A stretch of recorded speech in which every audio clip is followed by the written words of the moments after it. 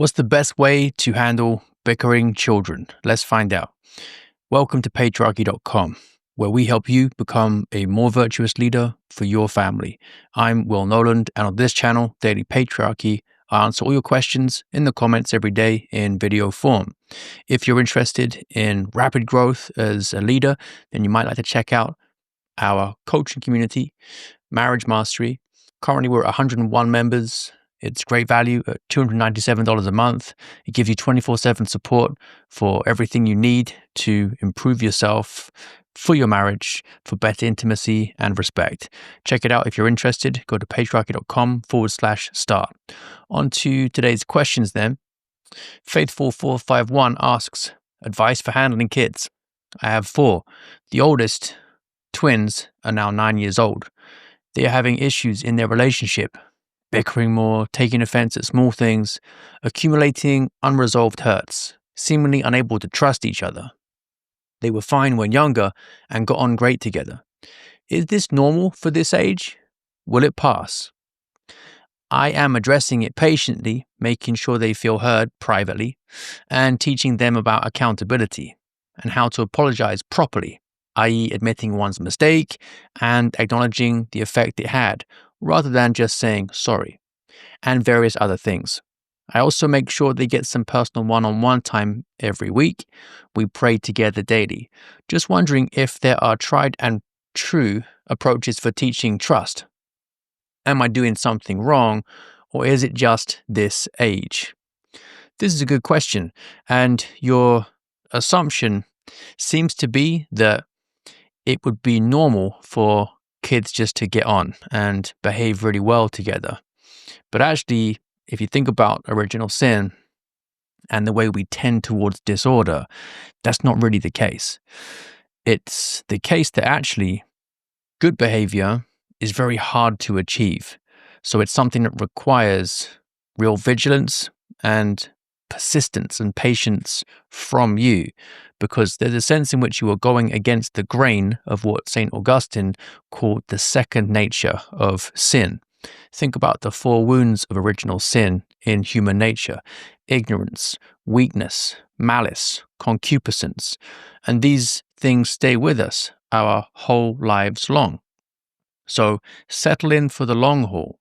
And you talk a lot here about trying to teach trust, and that's good. But at the heart of all this really is a question of boundaries. So they must have learned in the past that they can do these things, and actually the consequences aren't that bad. Hence, they continue to do them.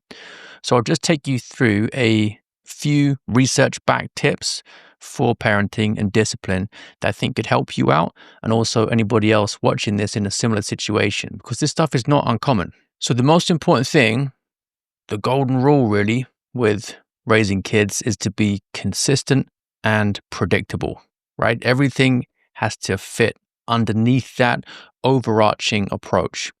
And within that, I think there are 10 key points that people really need to focus on. So let's go through them bit by bit. Model forgiveness and empathy yourself. So you can be stern and strict and then move on from it. You also need to be able to understand their point of view, i.e. empathy, even though you don't sympathize with it. So put yourself in the kid's shoes, see why they got frustrated. Shouldn't be alien to you, and yet you don't have to agree with what they did, but you should be able to see why they did it. Obviously, to them, it was pursuing something that seemed like a good idea in the moment. Really important that you show that yourself as the leader. Next thing is, do they have a way to actually reconcile properly, even without you there? What's the ritual? Explain to them step by step how they should be handling this and why. Some kids just get frustrated and they don't really have any kind of way to de-escalate things or to talk it through. So make sure you have a plan in place and that you've communicated that to them. Next one is reinforcing positive interactions. So how do you want them spending time together? Are you creating opportunities for them to actually win and build momentum and feel like they're actually doing things that you can praise them for and they can see the best sides of each other?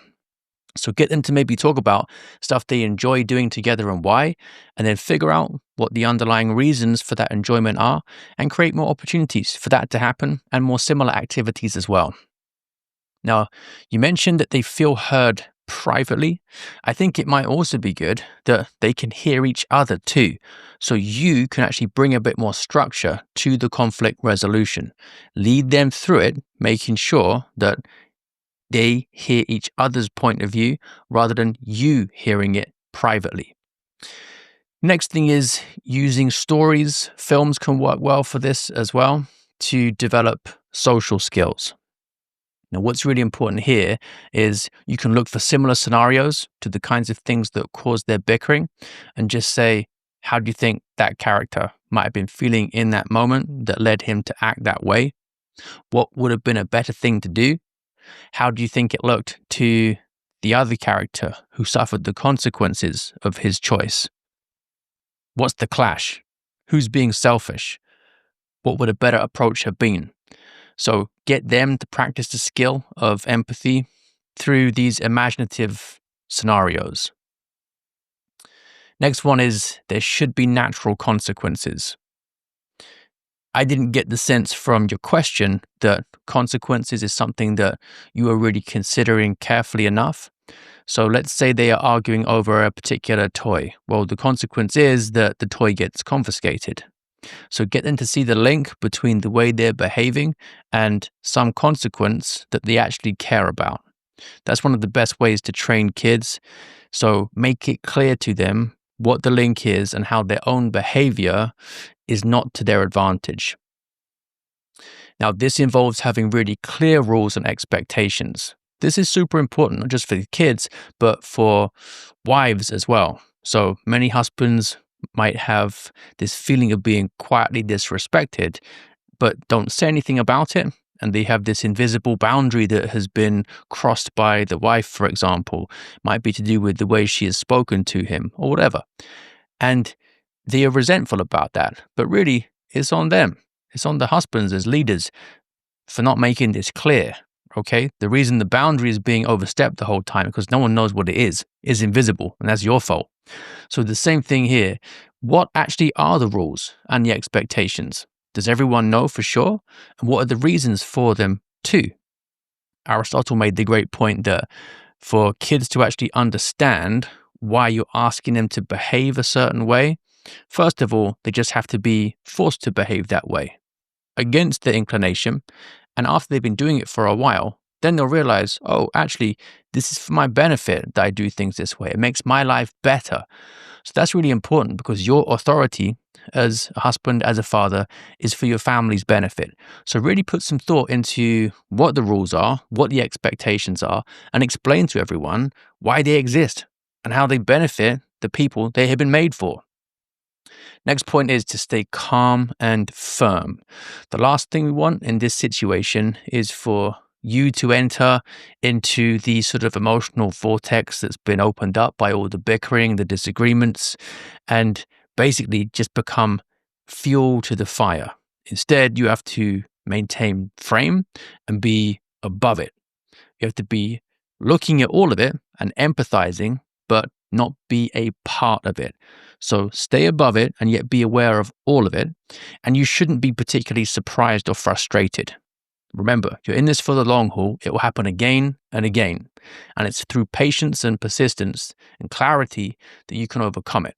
It's really important that even though people have expressed themselves and why they did what they did and what they were frustrated about, you also remember that there are feelings involved here that might take time to fade. And if you need to dig into what those feelings are a bit more, that's really important because a lot of what's going on here will actually be emotional rather than purely rational or logical. So look beyond the arguments to what the root emotional cause is. And that's really what you have to empathize with most of all. So try to frame it in terms of what the unmet needs might be and then work from there.